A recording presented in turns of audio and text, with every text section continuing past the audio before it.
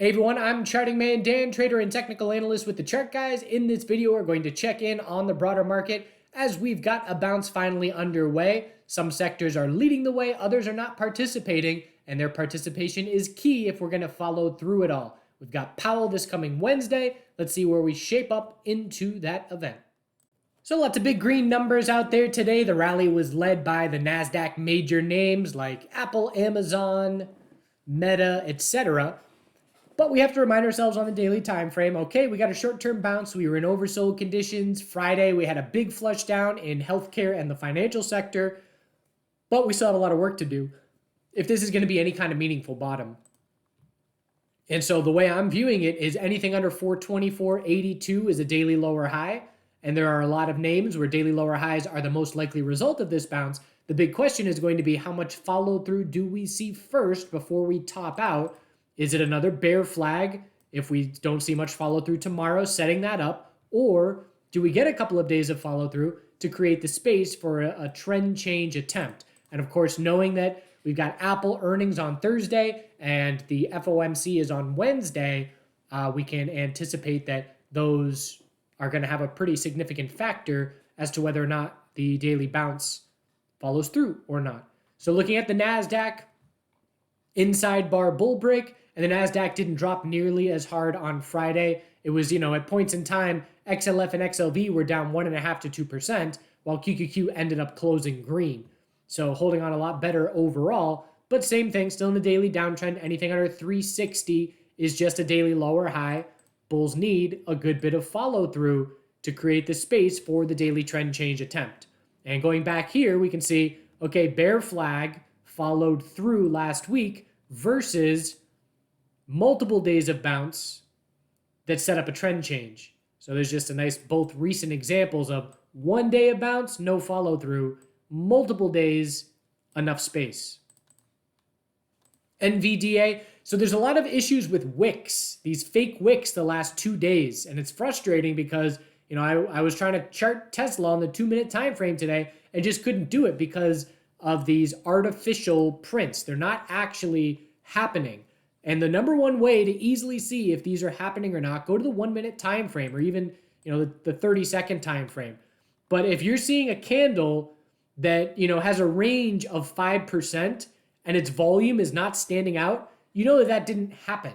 You have to have significant volume for the price to drop 2% and bounce 2% all in 1 minute. You need the volume to drop through and fill all those bids, and then you need someone to be buying at the ask, whether it's an automation or whatever, and then hit all the asks. And that requires a lot of volume to do so. So these are not real. It's an issue going on with the data source, and it's on TradingView, it's on multiple brokers, and so it's widespread, and hopefully they fix it soon because it's really annoying as a technical analyst because I have to go in and check things. Like right now, what was the low of the day? Looks like they fixed Tesla. Tesla low of the day, here it shows 191, but the daily candle is correct, showing down at 194. NVDA is incorrect. Let's see if they fixed it. NVDA. So no, that wasn't the high of the day, 422. So I have to zoom in, do extra work. What was the high of the day? 417.66. And that changes the look of the candle significantly. There's not nearly that large of an upper wick. But anyways, fix it. So anything under 437 is a daily lower high on NVDA.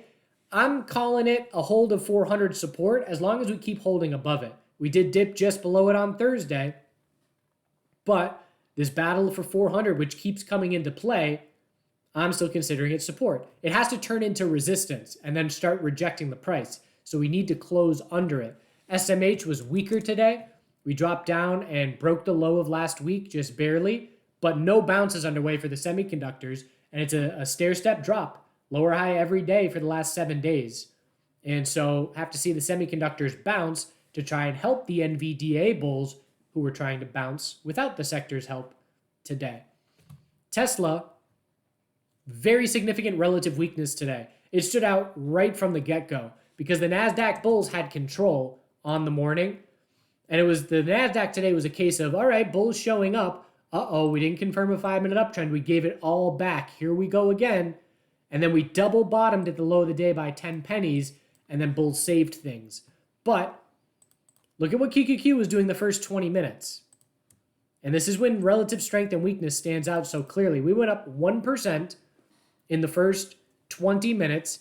What was Tesla doing the first 20 minutes? We went up for 10 minutes, and then we started going down. And so Tesla was hitting a new low of the day when the NASDAQ was nowhere near its low of the day.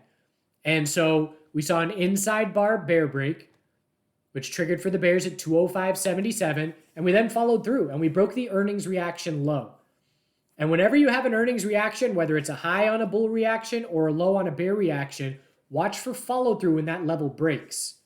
And so when 202.51 broke, a lot of follow through, 200 psychological broke, and then it started acting as resistance. So just like the NASDAQ bears need 400 to act as resistance, here was a bounce attempt on Tesla that rejected from 200, and then we pulled back under it and pulled back under it. So it's acting as resistance, and NVDA 400 will act as support as long as we're above it. Meta has the $300 level continuously coming into play as well, both as support and resistance, depending on whether we're above or below it. But into tomorrow, Tesla bears are going to be hoping that an hourly lower high rejects from 200 to keep the bears confident and in control. Next support on Tesla, we don't have a ton of clear levels here. I'm looking down in the 180s. But bears back in full control of the daily chart. And the amount of relative weakness seen today definitely made it look like to me that, some big money was unloading, whether it's Musk or Cathie Wood or a hedge fund, I don't care. It's just the ability to recognize a lot of relative weakness, not fight the trend, and jump on the lower highs when the bears show you that much control. The Tesla bears were screaming, "We've got control," from about 15 minutes into the morning into all afternoon. Healthcare daily inside bar, stair step drop, lower high every single day for 10 days in a row. Bulls trying to shape up the daily oversold bounce. And again, it's a name where we're absolutely going to be scouting for a daily lower high to be the result of this bounce. It's just a question of how much follow through do we get first.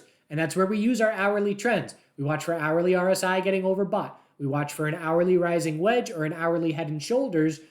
Essentially a pattern showing us that the hourly uptrend is being lost to indicate that a daily lower high is shaping up. And so that's what we're going to be watching for in the next couple of days on a lot of these bounces.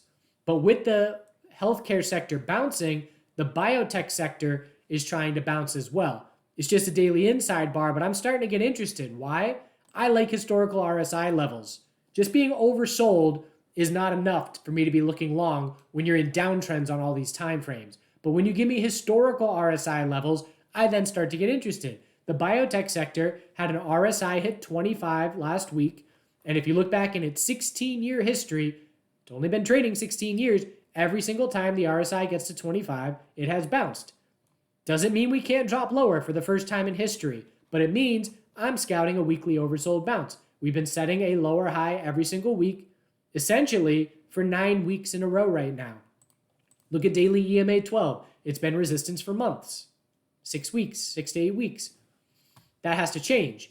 But what I'm looking for is for a level where I can say that's either the low into the start of a weekly bounce or I'm wrong and I stop out with a small loss. And that's where risk and reward is favorable. Let's just say I'm long at 66 and my stop is under 64. I'm risking $2. If I'm right about a weekly bounce shaping up, a weekly bounce is easily twice that reward.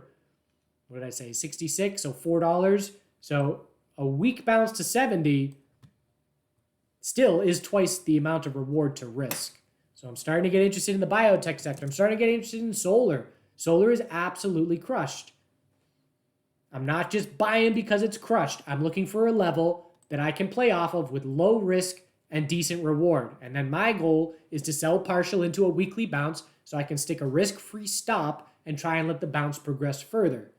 So I'm not buying the solar sector today. I'm not necessarily buying tomorrow. I just know I'm watching for this weekly oversold bounce to take shape in this sector. And if I see a setup that I like on the daily chart, then I'm going to jump in. Otherwise, it'll bounce without me, whatever.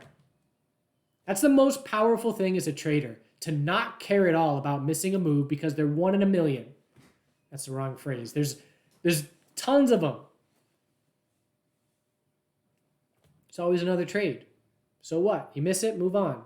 That makes me picky. That keeps me, oh, I can't miss this tan bounce. I have to have a position. That makes you buy too soon and lose money. Financial sector. So a big drop. We were sideways for 4 days last week, and the Bears had a big win to end the week, but gave it back as the Bulls broke the high of Friday today. Very impressive. We haven't confirmed the hourly uptrend as far as I'm concerned, so that still has to happen tomorrow. And bigger picture, what's important for me is the monthly chart. And just a reminder, I just did a live stream this morning talking about long-term time frames. If you haven't seen that, it's saved on our YouTube channel under the pregame show. But check that out for long-term 3-month, 1-month time frames. But XLF 1-month time frame, if we're going to see an end-of-the-year rally, XLF needs to form a monthly higher low compared to 3012 and keep forming this tightening range. And so I need to see XLF, step number 1, shape up a daily trend change. There's a lot of resistance in XLF in the 3230s from last week. That's going to be a tough level to be watching this week. IWM. So who didn't participate in the bounce? So we've got the NASDAQ major names leading the bounce. Semiconductors hardly participated.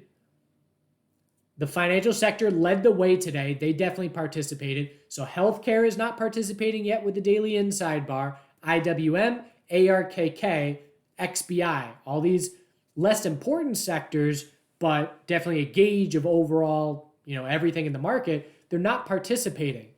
IWM hasn't seen any kind of convincing bull day in 2 weeks of trading. I've got to see these bulls get over 164.83. We double topped today at the high of Friday by 2 pennies. Got to get over that level to participate in this bounce to help the entire market bounce. If it's just the major names bouncing and these weaker sectors don't participate, that means less follow through on the bounce for me. So IWM has to participate tomorrow. ARKK has to participate. New fresh low today on ARKK. And Tesla definitely a factor. It's one of its largest holdings. Tesla down 5% today. So tomorrow, does ARKK, does IWM, does XLV, do they join in on the bounce to help push for some follow through or not? If not, I'm starting to scout some daily bear flags in the S&P 500 and elsewhere. Crypto names continue to have great volatility in both directions on a daily basis as long as Bitcoin is volatile. And so, 5 to 10% ranges every day. And MARA and Riot were showing us relative weakness. So here, until 11:15 a.m., we had a 15-minute bounce. We know a 15-minute lower high is the most likely scenario. So what was going on at that point in time? We had a QQQ bounce, but QQQ double topped and clearly rejected from resistance.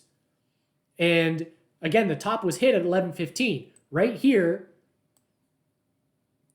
on this candle is where these names topped out and QQQ headed to higher highs, and they did not. Okay, relative weakness compared to the NASDAQ. Let's go to Bitcoin.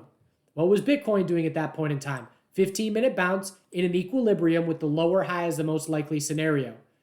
And so then MARA set the 15-minute lower high and broke the low of the day.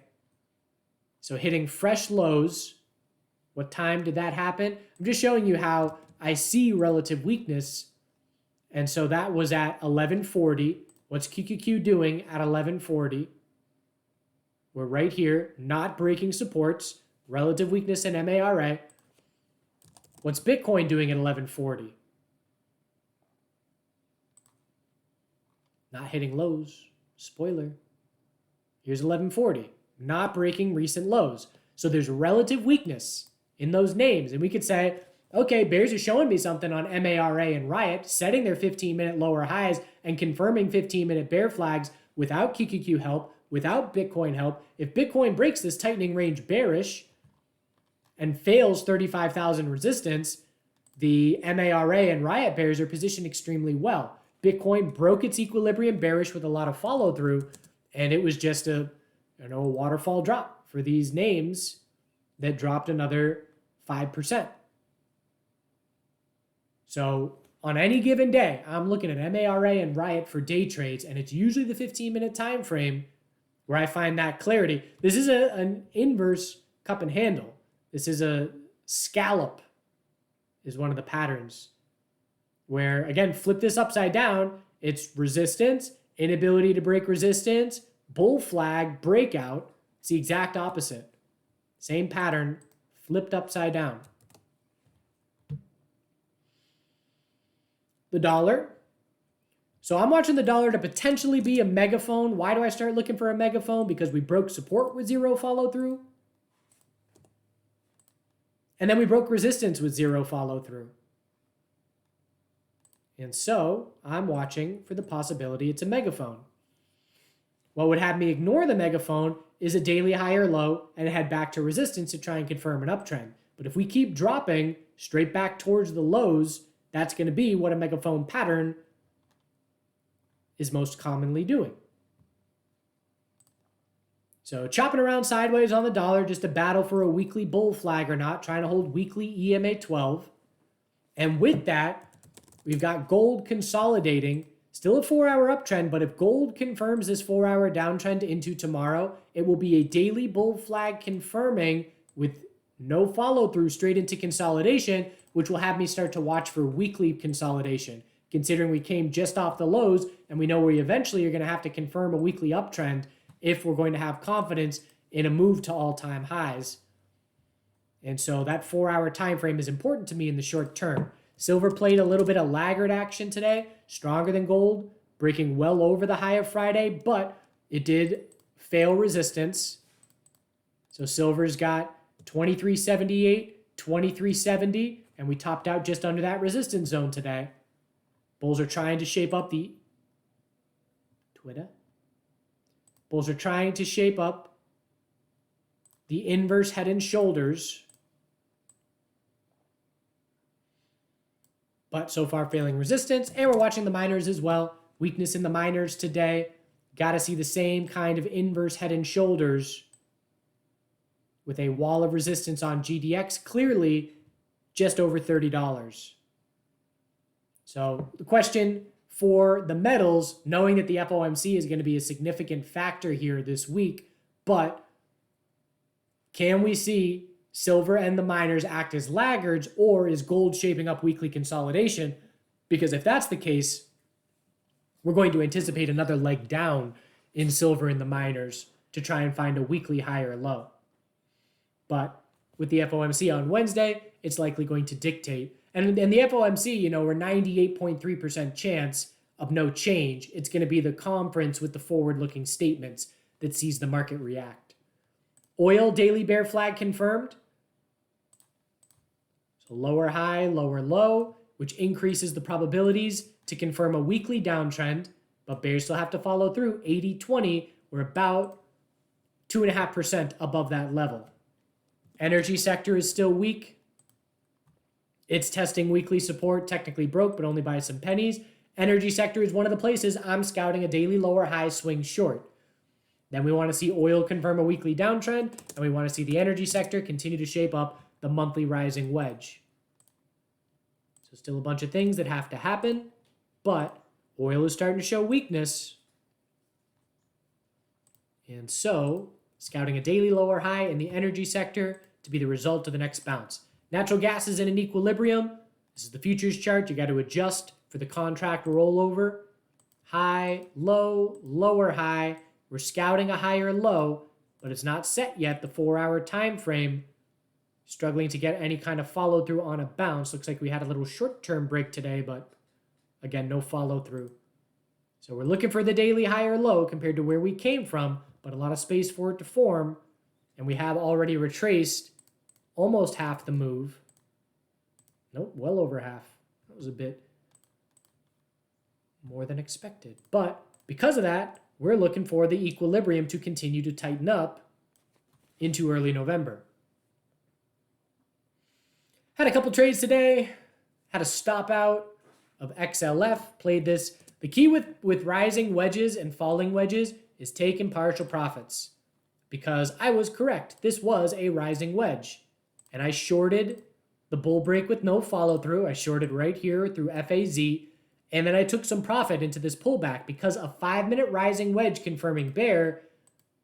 Zoom out, it's just a 15-minute higher low, and that ended up being a very healthy 15-minute higher low. So by taking partial profits, I can then stick my stop over the high, knowing that if we get back to that high, I'm wrong. It's not a 5-minute rising wedge setting an hourly lower high compared to the high of Friday, and so I stop out break even. Had a Tesla bear flip on the break of 200 psychological. Had a little MARA bear flip. Didn't hold a runner long enough. All in all, not a very eventful day. SPY had a fairly low volume day. It caught up a bit. Still under average, but it picked up a bit the second half of the day.